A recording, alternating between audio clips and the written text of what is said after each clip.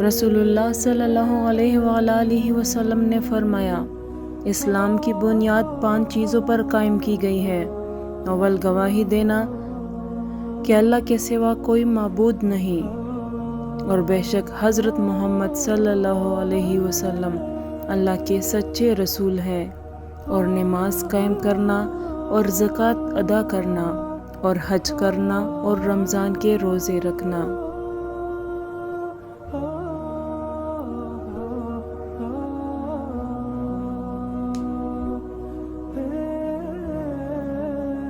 بے شک رسول کریم صلی اللہ علیہ وآلہ وسلم نے فرمایا، قسم ہے اس ذات کی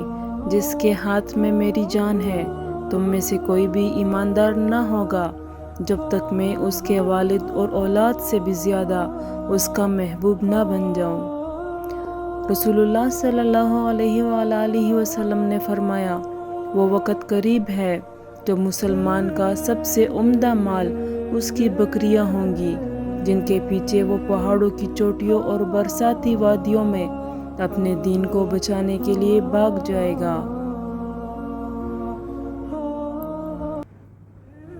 ایک دفعہ رسول کریم صلی اللہ علیہ وآلہ وسلم ایک انصاری شخص کے پاس سے گزرے،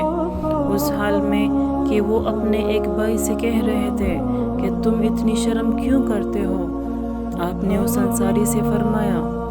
کہ اس کو اس کے حال پر رہنے دو، کیونکہ حیا بھی ایمان ہی کا ایک حصہ ہے۔